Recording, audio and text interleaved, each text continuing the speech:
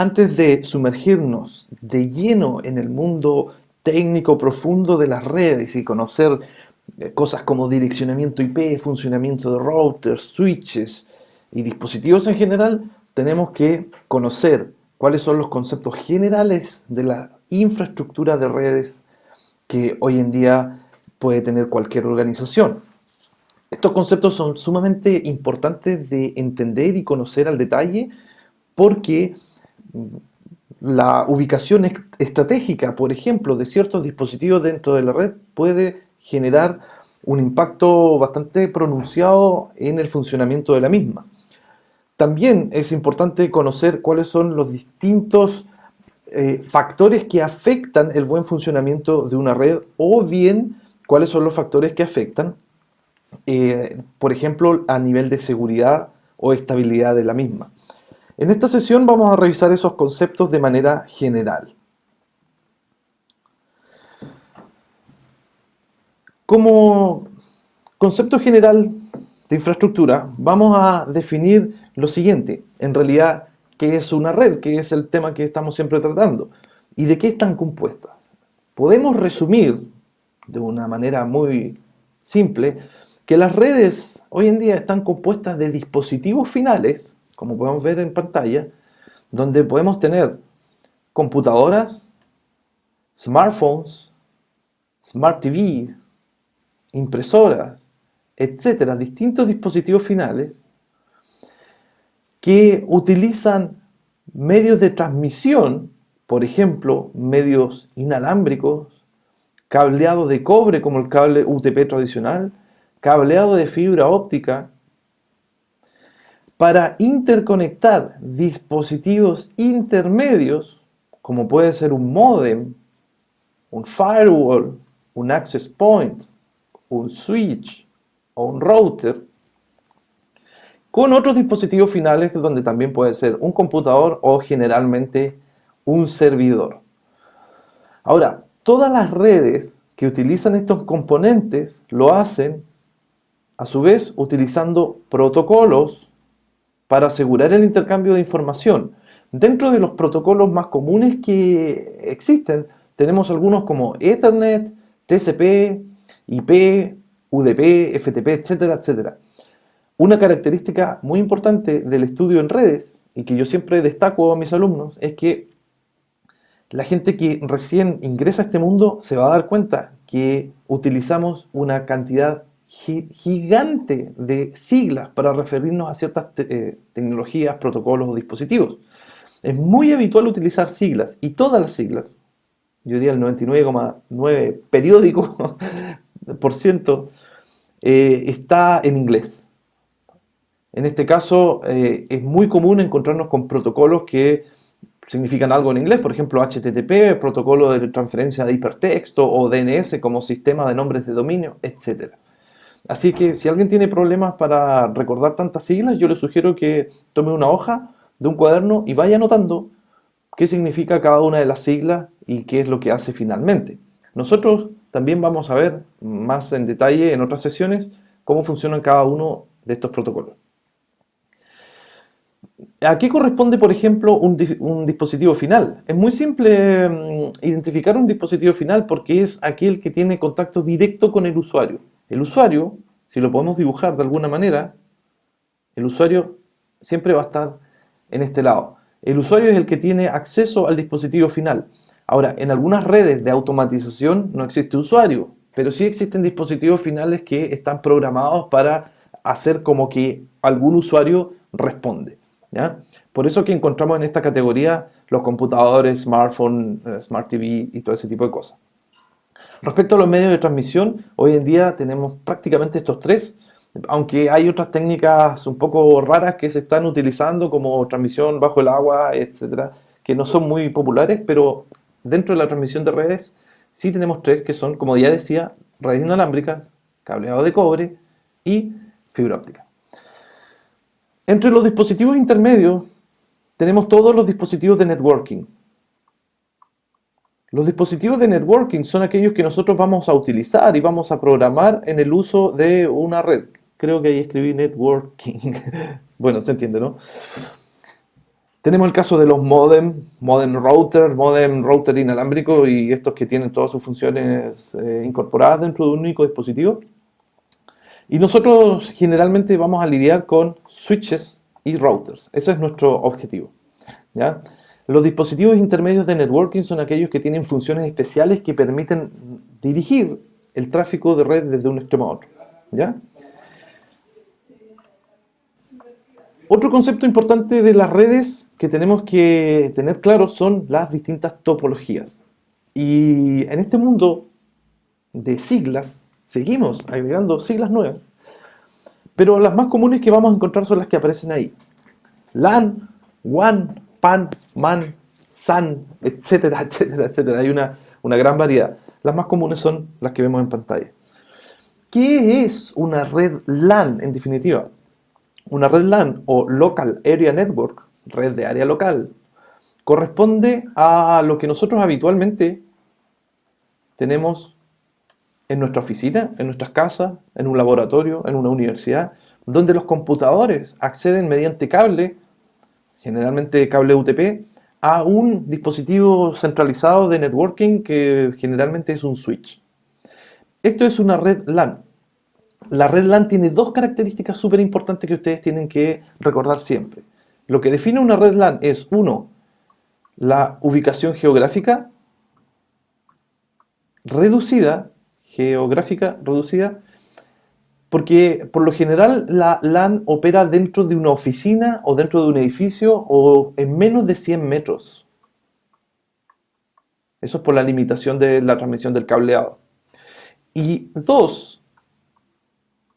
que transmiten y trabajan a muy alta velocidad o ancho de banda. Estamos hablando de que una red LAN hoy en día puede trabajar a 1 gigabit por segundo o incluso más, ¿ya? Esa es la característica de las redes LAN. Lo que significa que si usted está transmitiendo datos desde PC1 a PC2 a través de este dispositivo, puede transferir datos hasta 1 gigabit por segundo. Luego tenemos las redes WAN o Wide Area Network, redes de área amplia. Este tipo de redes interconectan ubicaciones geográficas remotas, a diferencia de las LAN que son geográficas locales, remotas, que pueden abarcar una ciudad, un país, un continente, o incluso podemos transmitir datos de aquí a la Luna, de aquí al espacio o a otros planetas. Eso también es un ejemplo de una red WAN, una red de área amplia. En contraposición a las redes LAN, las redes WAN, como ya decía, trabajan en ubicación geográfica amplia y también en contraposición a las redes LAN, el ancho de banda que manejan es mucho menor y más reducido, más controlado que en una red LAN. Una característica importante de las redes WAN también es que se encarga de interconectar múltiples redes LAN remotas, como pueden ver en este diagrama. Por ejemplo, aquí pueden tener una oficina ubicada en alguna ciudad, como México City o Ciudad de México, y otra que puede ser Panamá, Lima, Santiago. Y esto se interconecta a través de una infraestructura WAN. Siendo que la red de Santiago es una red LAN tal como la que aparece aquí y la red de Lima también. ¿Bien? Por otro lado, tenemos otro tipo de redes que son las redes PAN. Las redes PAN significan Personal Area Network, redes de área personal. Y por lo general tenemos redes que trabajan con dispositivos Bluetooth, teclados inalámbricos, smartphone, audífonos, controles de consolas de videojuegos, etc.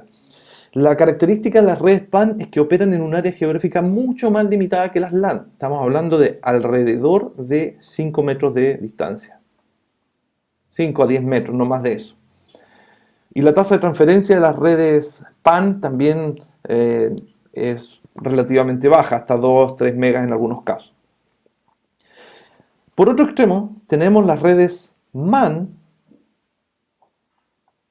donde la M viene a significar Metropolitan, redes de área metropolitana. En el tipo de redes MAN, lo que se hace es cubrir por lo general el radio de una ciudad.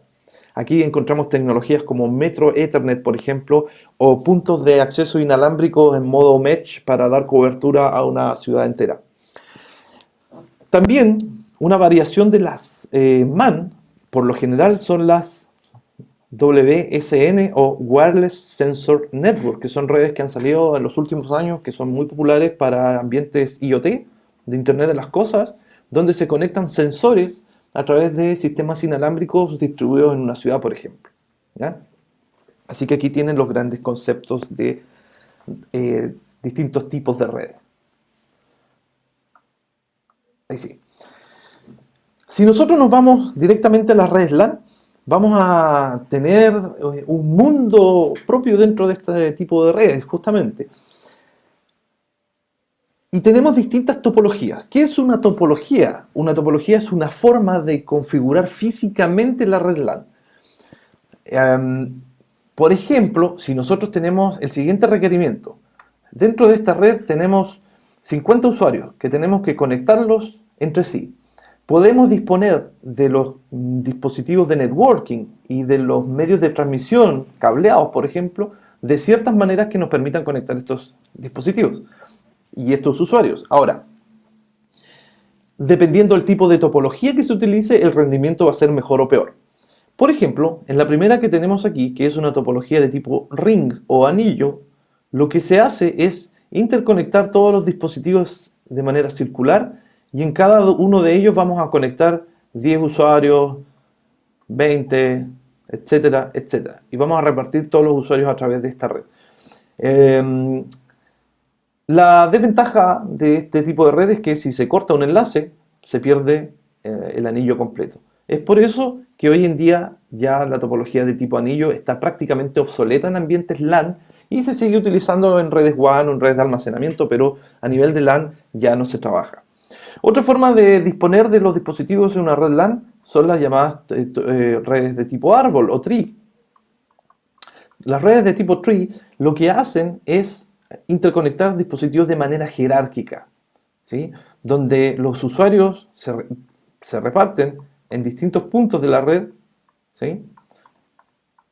Para, por ejemplo, prevenir el hecho de que si falla un enlace, el resto de la red quede aislada. Es una forma un poco más organizada de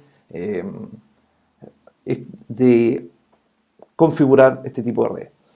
Por otro lado, tenemos las redes de tipo cascada, que esto no se conoce como una topología tradicional ni tampoco recomendada, pero sí existe en muchas organizaciones donde uno de los dispositivos se conecta detrás del otro y finalmente los usuarios por lo general se configuran al final, ¿sí?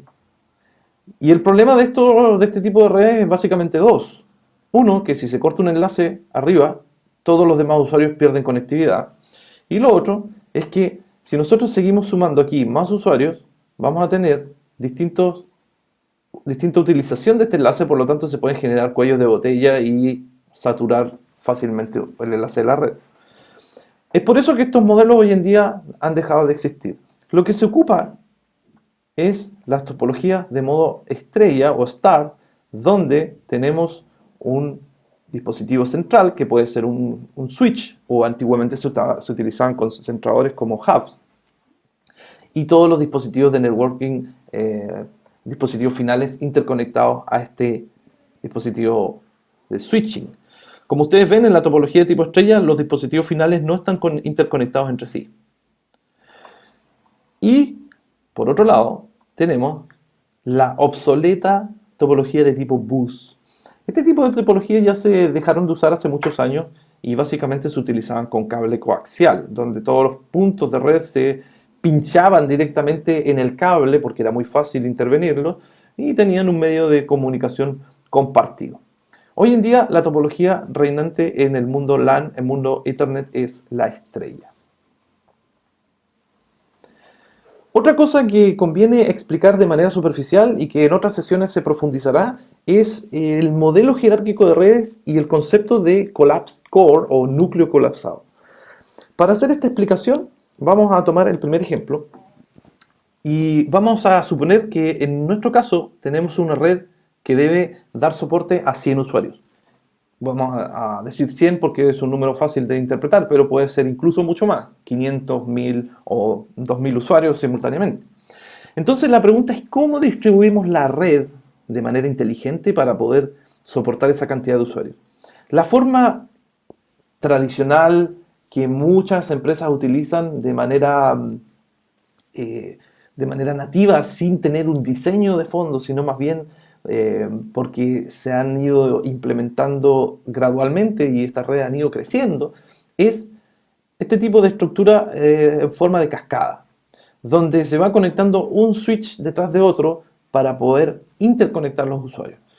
Y podemos suponer que, por ejemplo, en el switch del fondo tenemos a 20 personas, en el siguiente tenemos a 20 más, también tenemos a 20 más, 20 y aquí ya van 80 y acá tenemos las otras 20. ¿Sí? En muchos casos se configuran los switches de esa manera. Ahora, el problema que se presenta aquí, ya lo mencionaba anteriormente, es que por lo general van a ocurrir cuellos de botella en los enlaces superiores, en los llamados uplinks, porque el usuario que está acá abajo, sabiendo que se quiere conectar, suponiendo internet, tiene que pasar por todo este recorrido y ya va a consumir un ancho de banda específico, y si a eso le sumamos un usuario simultáneo de la misma red, vamos a tener ancho de banda consumido aquí. Y fíjense en los enlaces superiores, cada vez se va a ir consumiendo más ancho de banda por los usuarios que se van agregando al consumo de esta red hacia arriba. En resumen, en esta parte vamos a tener por lo general un cuello de botella donde la red va a funcionar absolutamente lenta. Por otro lado, cualquier tipo de falla que se genere en un switch o en un cable va a terminar botando todo el resto de la red.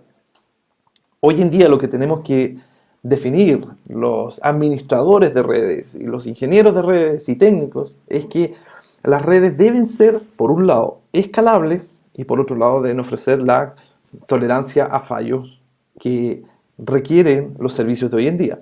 Y es por eso que pasamos al modelo jerárquico de redes.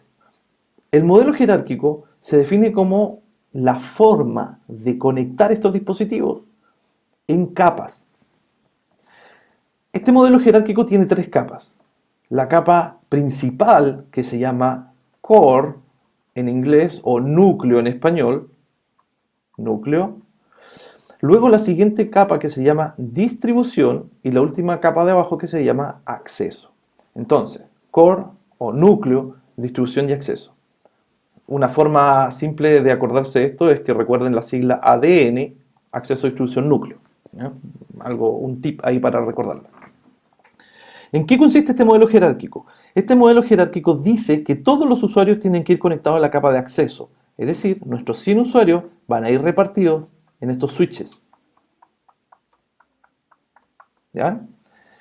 Y en la capa siguiente se agregan switches de mayor característica, por ejemplo, que tengan todos los enlaces en gigabit, para poder soportar a los switches inferiores, de tal manera que un usuario que quiera comunicarse entre sí va a pasar por aquí solamente y no necesariamente va a tener que estar interconectado entre estos switches. ¿Ya? Para alguien puede ser incluso un poco eficiente, pero fíjense que este modelo permite hacer lo siguiente. Permite que nosotros podamos tener enlaces redundantes hacia un segundo switch. Todos los switches de acceso le podemos dar enlaces redundantes hacia la capa de distribución. Incluso la capa de distribución puede estar conectada entre sí y puede tener enlaces dobles o triples hacia la capa de núcleo. Mientras más arriba se sube en este modelo, más rápida es la red. ¿Ya? ¿Cuál es la ventaja de este modelo jerárquico? El modelo jerárquico permite que si hay una falla de un dispositivo, no afecte el funcionamiento de la red, porque en este caso los paquetes tomarían una ruta alternativa para seguir funcionando. La verdad es que es un modelo muy efectivo, pero también es más caro de implementar, lógicamente, porque se necesitan más switches. Pero el beneficio es que en el caso de una falla, los usuarios probablemente ni siquiera lo noten. Y el ancho de banda se reparte de manera equitativa.